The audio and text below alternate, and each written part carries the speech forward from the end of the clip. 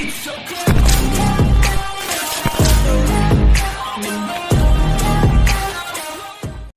बच्चों, maths master classes में आप सभी का स्वागत है। मेरा नाम है परवीन कुमार आर्य।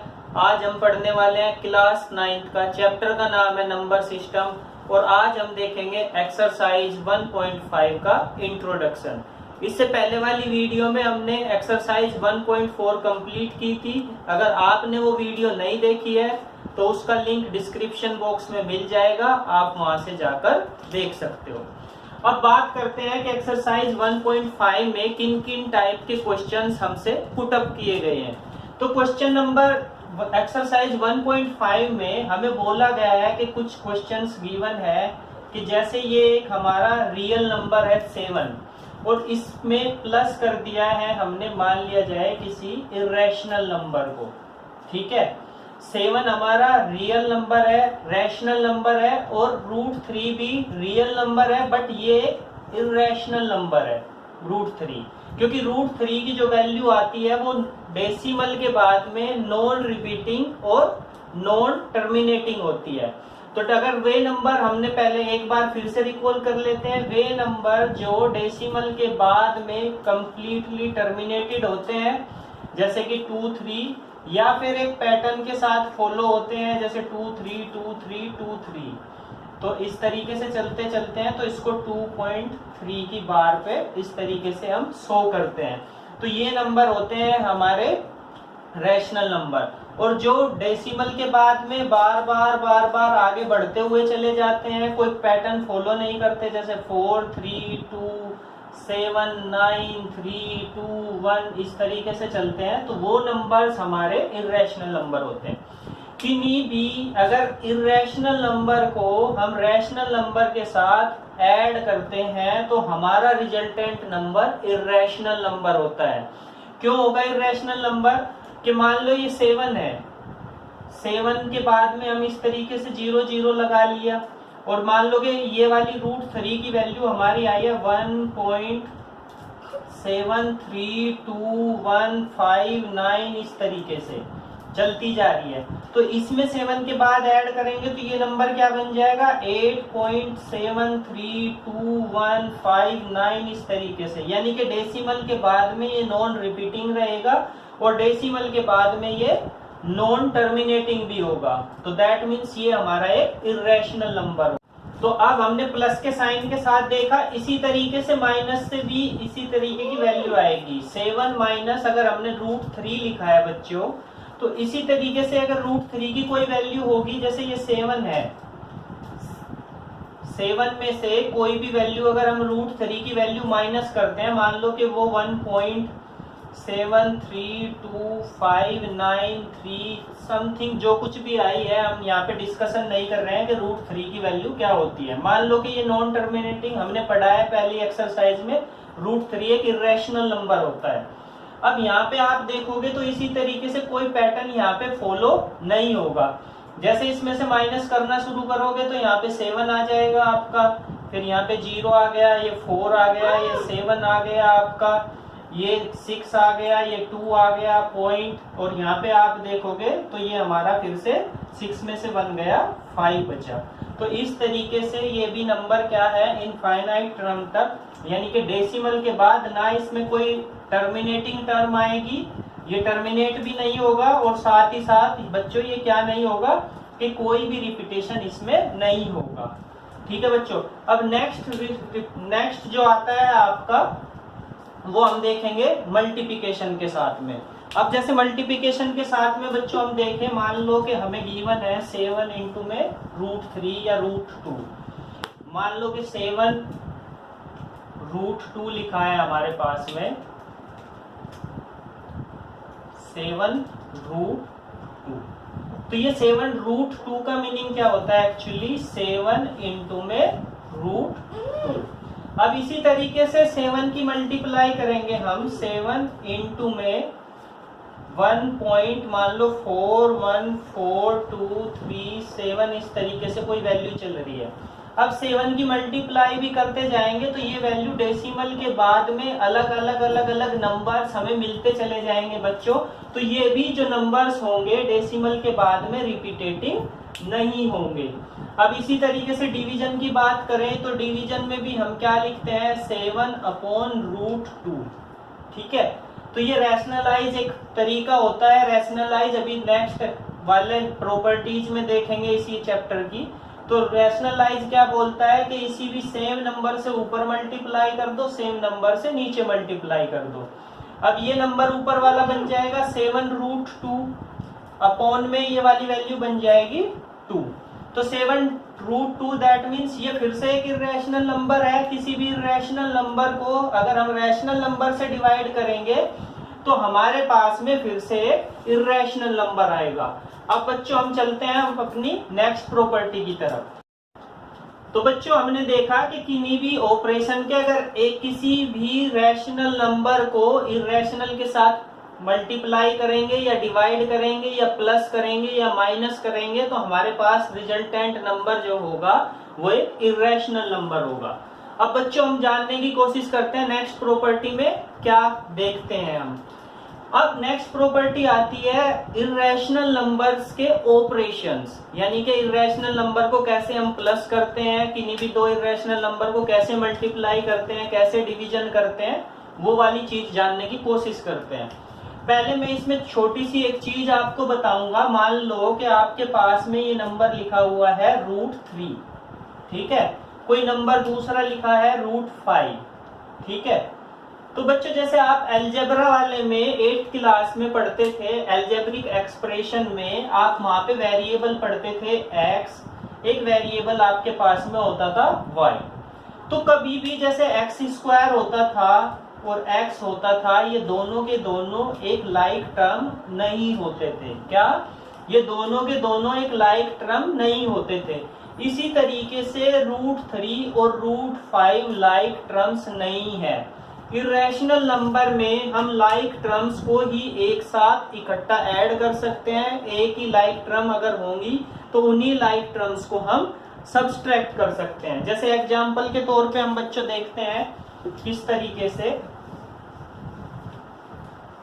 मान लिया जाए कि मुझे क्वेश्चन में गिवन है 2√7, ठीक है, प्लस में 3√3 माइनस में 5√7। अब आप यहाँ पे देखोगे लाइक टर्म्स कौन कौन सी है। जैसे √7 है और √7 है, दोनों की दोनों टर्म्स क्या है, ये लाइक टर्म्स है। बट √3 जिस टर्म्स में आया है वो लाइक टर्म्स नहीं है। तो दैट मीन्स हम सिर्फ और सिर्फ इन दो नंबर्स को ऐड कर सकते हैं। अब इन दो नंबर को किस तरीके से ऐड करोगे, जो भी इनमें कॉमन ये वैल्यू जो गिवन है, जिस तरीके से हम बच्चों अपने चैप्टर्स में करते थे 3x को 5x से ऐड करते थे तो यह आंसर आपका आ जाता था 8x। तो इसी तरीके से √7 को कुछ देर के लिए आप x मान लो। जैसे ये x बन गया तो हमारा क्वेश्चन किस में कन्वर्ट हो जाएगा, 2x प्लस में 5x। तो 2x और 5x को ऐड करोगे तो बच्चों ये क्या बन गया आपका 7। और √x की वैल्यू मतलब x की वैल्यू क्या मानी थी हमने, √7। तो दैट मीन्स आप इसको √7 इस तरीके से लिख सकते हो। ठीक है बच्चों, तो आपको ये चीज क्लियर हुई कि √7 और √7 एक जैसी लाइक टर्म्स हैं, तो इन दोनों लाइक टर्म्स को हम ऐड कर सकते हैं। तो यहाँ पे 7√7 बन गया और प्लस में लिख देंगे बच्चों यहाँ पे 3√3।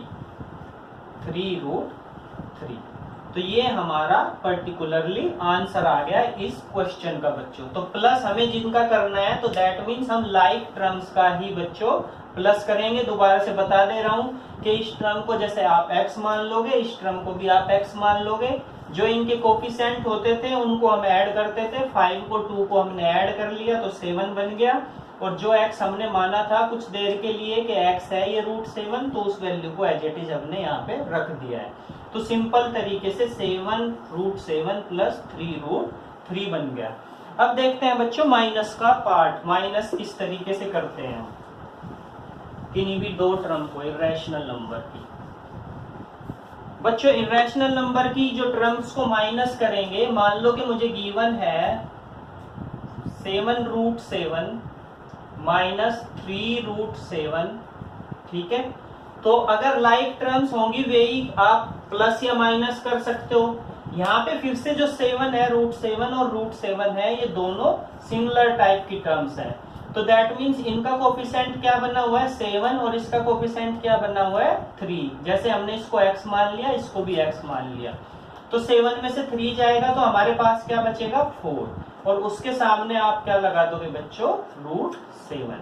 तो यही हमारा आंसर होगा, ठीक है बच्चों।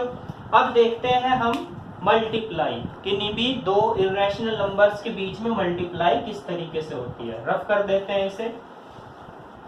अब मल्टीप्लाई करने से पहले हम एक छोटी सी चीज जानने की कोशिश करते हैं। कई बार आपको उनका यूज करना पड़ेगा। मल्टीप्लाई में बहुत सारी चीजें जो बन के आएंगी, कुछ बहुत ही बेहतर रिजल्ट आपके सामने हो सकते हैं। जैसे मान लिया जाए कि ये मैंने √5 लिख दिया, और इसी √5 की अगर मैं √5 से मल्टीप्लाई करूंगा, ठीक है, तो ये आंसर बच्चों हमारे पास में होगा 5, ठीक है बच्चों। √5 की √5 में मल्टीप्लाई करेंगे तो ये वैल्यू जो होगी हमारी बच्चों 5 होगी।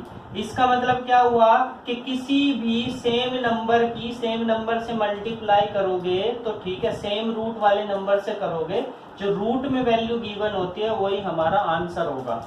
जैसे मैं बोलूं कि √7 इंटू में √7, इसकी मल्टीप्लाई करोगे तो ये आंसर कितना आएगा बच्चों 7 आएगा। ये बेसिक मल्टीप्लाई में अभी आपको बता रहा हूं कि जैसे रूट में ही सिर्फ दोनों वैल्यू रूट में ही गिवन है। अगर ये रूट दोनों के दोनों डिफरेंट है बच्चों, तो इनकी जो मल्टीप्लाई होगी, मान लो √7 इंटू में √5 दिया, तो ये वैल्यू आएगी हमारी √35, यानी कि इस वाले पार्ट को इस वाले पार्ट से मल्टीप्लाई कर देंगे, 7 को 5 से। यहाँ पे हम लाइक टर्म और अनलाइक टर्म नहीं देखेंगे। लाइक और अनलाइक जो टर्म हमें देखनी होती है बच्चों, सिर्फ और सिर्फ प्लस और माइनस के केस में देखते हैं। तो √7 √5 मिलके क्या बना दिया √35। तो बच्चों यहाँ पे अगर मान लिया जाए एक नंबर लिखा हुआ है 2√7, इसका बच्चों एक्चुअल मीनिंग क्या होता है हमारे लिए, तो 2√7 का एक्चुअल मीनिंग होता है 2 इंटू में 7, इसमें अंडर रूट। तो एक्चुअली आपने देखा होगा जब हम लास्ट वाली क्लास में 8th क्लास में आपने स्क्वायर और स्क्वायर रूट का चैप्टर जो पढ़ा होगा बच्चों, उसमें आप देखते थे कि हम पेयर बनाते थे। रूट में क्या बनाते थे, जब भी किसी नंबर का स्क्वायर रूट लेते थे प्राइम फैक्टर बनाते थे, और प्राइम फैक्टर में से जो पेयर बनता था पेयर में से 1 वैल्यू बाहर लेते थे। तो दैट मीन्स इसका मतलब क्या हुआ कि ये नंबर जो था ना हमारा √28 था, और 28 को ही हमने क्या लिखा है यहाँ पे बच्चों 2√7, और वो 2√7 किस तरीके से लिखा गया है, 2 इनमें दोनों में पेयर था, एक पेयर बना, उस रूट से जब भी हम वैल्यू बाहर निकालते हैं तो सिर्फ और सिर्फ 1 ही वैल्यू हमारी बाहर आती है। जैसे 2 का पेयर है तो सिर्फ 2 बाहर आएगा, √7 बन गया बच्चों हमारा। तो इस तरीके से आप ये जो टर्म्स गिवन होती हैं तो उनको इस तरीके से ब्रेक करके आंसर 2√7, तो यानी कि 2√7 का एग्जैक्ट मीनिंग है कि ये जो वैल्यू आई है √28 की वैल्यू है, ठीक है। इसी तरीके से 60 की भी हो सकती है, कोई 40 की भी वैल्यू हो सकती है, जैसे √40 है। अगर √40 को हम लिखना चाहे तो √40 को क्या लिखेंगे बच्चों 2 इंटू में 2 इंटू में 2 इंटू में 5, इसका स्क्वायर रूट बच्चों। अब इन दोनों में से क्या कॉमन है 2, इसके बाद कोई पेयर नहीं बन रहा है, जिसका पेयर बन रहा है उनमें से एक वैल्यू बाहर ले ली, फिर हमने रूट लगा लिया, 2 इंटू में हमने इसको 5 लिख लिया। तो इस तरीके से इसकी मल्टीप्लाई करेंगे तो ये कितना बन गया 2√10 बच्चों, ठीक है। तो इसका एक्चुअल मीनिंग ये होता है। अब तक हमने देखा था कि रूट में जो मल्टीप्लाई कर रहे थे हम डायरेक्टली किसकी कर रहे थे बच्चों, एक सिंगल डिजिट वालों की। अगर मान लो कि हमें मल्टीप्लाई यहाँ पे करनी पड़ती है, वैल्यू गिवन है 2√3 इंटू में 5√2, तो आप क्या करोगे, जो रूट वाली वैल्यूज है इनकी एक साथ मल्टीप्लाई करोगे और 2 की 5 में मल्टीप्लाई करोगे। तो पहले 2 की 5 में मल्टीप्लाई कर लेते हैं, इनकी इसके साथ में जो भी कोफिशिएंट गिवन है 2 5 जा 10, तो इसको 10 लिख दोगे। और इस तरीके से इसकी मल्टीप्लाई करनी है तो इसकी मल्टीप्लाई क्या करोगे, √6। तो हमारा आंसर क्या बनेगा, 10√6 बच्चों। अब देखते हैं हम डिवीजन को किस तरीके से परफॉर्म कर सकते हैं।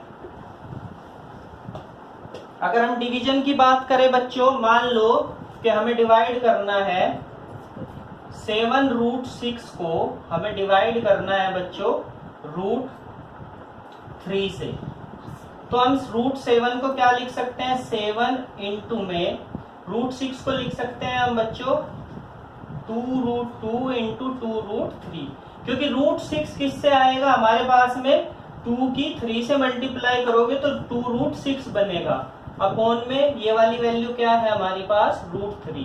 तो √3 से √3 कैंसिल हो जाएगा, तो आंसर बन जाएगा हमारा 7√2 बच्चों। ठीक है, तो इस तरीके से आप अपने नंबरों को डिवीजन कर सकते हो। और डिटेल में हम जब एक्सरसाइज में क्वेश्चन कर रहे होंगे और डिटेल में इसके बारे में डिस्कस करेंगे 1 बाय 1। अब देखते हैं हम अपनी नेक्स्ट प्रॉपर्टी के रैशनलाइज कैसे करते हैं, डिनोमिनेटर को रैशनलाइज कैसे करते हैं। अब देखते हैं हम रैशनलाइज द डिनोमिनेटर, डिनोमिनेटर को हम कैसे रैशनलाइज करते हैं। मान लो कि हमें वैल्यू गिवन है 2/√5, इसको रैशनलाइज करना है। जब भी ये अकेली वैल्यू गिवन होती है तो बच्चों हमें क्या करना पड़ता है, सेम वैल्यू से ऊपर मल्टीप्लाई कर दो और सेम से डिवाइड कर दो। तो ये वाली वैल्यू √5/√5 बन जाएगी।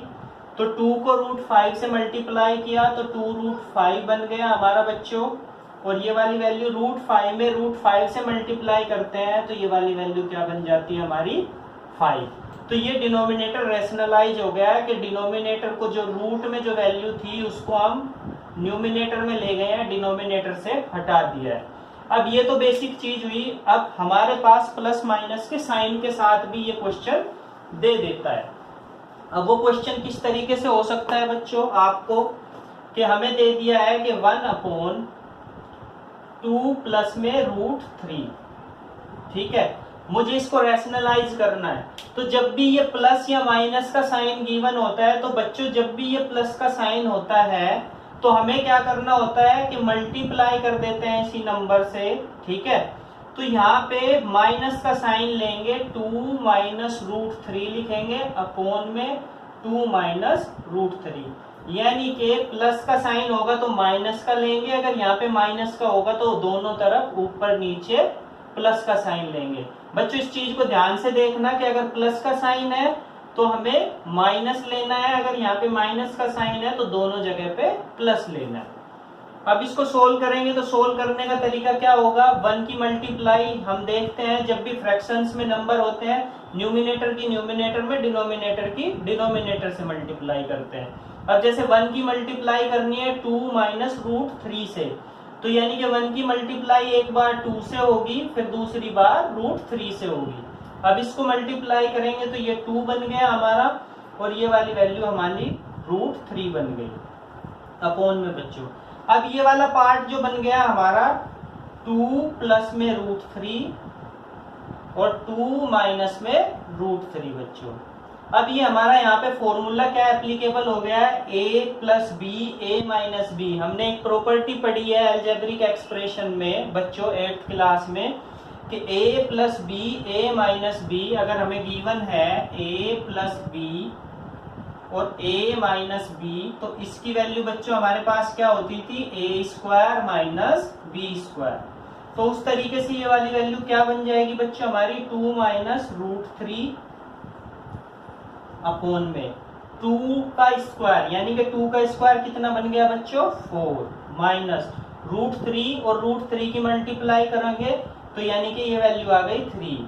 तो 4 में से 3 गया 1, तो वैल्यू क्या बन गई हमारी 2 - √3।